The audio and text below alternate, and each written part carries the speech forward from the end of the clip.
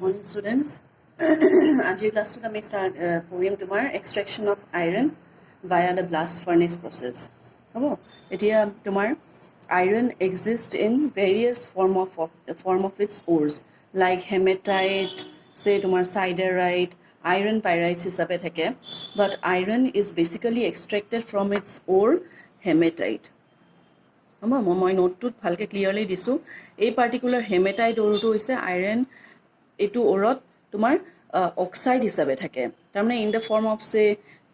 ফেৰ'চোফেৰিক oxide বা in the form of ইয়ৰ ferric oxide মানে নাই এইটোতো জানাই নামকেইটা ferric oxide iron is in its +3 oxidation state এইটোক আমি ফেৰ'চোফেৰিক অক্সাইড বুলি কওঁ কিয় because it is a combination of ইয়ৰ ferric oxide it is a combination of your ferric oxide and ferrous oxide iron in its +2 oxidation state and iron in its +3 oxidation state both of these constitute ferrous oxide so hematite ore to iron ase in the form of its oxide ores deisa nohoy oxide ores er form ot thake hobo so ami ki koro ei particular setup to moi ene rough diagram akisu de in this particular setup to kami blast furnace bili kau okay so jetia ami a particular blast furnace to ki koro from this side mane through the bottom upor pra ami tumar from the top the particular ore is mixed with coke abo the ore is mixed with coke and limestone orthat calcium carbonate hone na the ore will be mixed that ore mane hematite ore of iron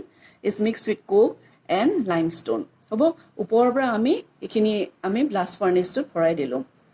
then from below what we do is that we send a blast of hot air plus oxygen yes so if a blast of hot air plus oxygen mane opening thake at the bottom through which you can send in a blast of hot air and oxygen a particular blast of hot air and oxygen is induced only because so that this particular hot air will react with in the presence of oxygen with coke mane ki carbon in its solid form it will react with coke to produce your very high temperature within the blast furnace of about say 2200 kelvin moi 2200 kelvin koisu mane near about say khiniman in the lower portion jetia ami dekhisa moi koisu bare repeatedly that ore plus coke plus limestone ami upor pra pothiyaisu from below the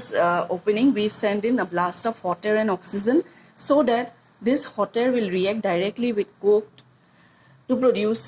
carbon monoxide carbon dioxide and at the same time it supplies most of the heat energy required for the process maintaining them temperature at the bottom to about say 2200 kelvin hoise tar bisod the carbon monoxide and the heat energy provided in the reaction will move to the upper part of the furnace hobo tolor khini atait koi gorom hoi thake with the highest temperature and then the carbon monoxide gas being lighter and the heat energy moves to the upper part of the furnace upper part out ki hoy the temperature becomes lower okay and the iron oxides imatro koisu iron oxides mane hematite is in the form of ferrospheric oxide and ferric oxide hone nai so in the upper part of the furnace this particular iron oxides will be reduced in various steps to ferrous oxide mane FeO hobo it will be reduced to ferrous oxide so this particular reaction takes place in various temperature ranges say etu particular temperature tumar bhangibo at this particular temperature various reactions take place and finally what happens ami pai jao at one point of time we get iron in the form of your ferrous oxide hisabe ami ekhini part ot pai jao then what we do is that this particular ore also contains your impurities of say this limestone calcium carbonate hone nai so yate amar ki hoy the calcium carbonate ami add he korisu the ore contains silica as one of the impurity hobo so what happens calcium carbonate from the limestone will start reacting with silica to produce your calcium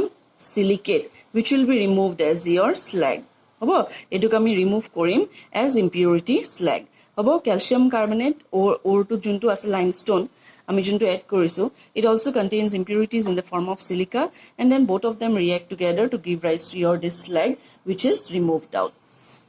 One by one, iron jetia ami palu as ferrous oxide will be further reduced by coke and your coke, that is carbon dioxide and carbon monoxide, to give us your iron. Ekhini obosthat dekhisa tumar iron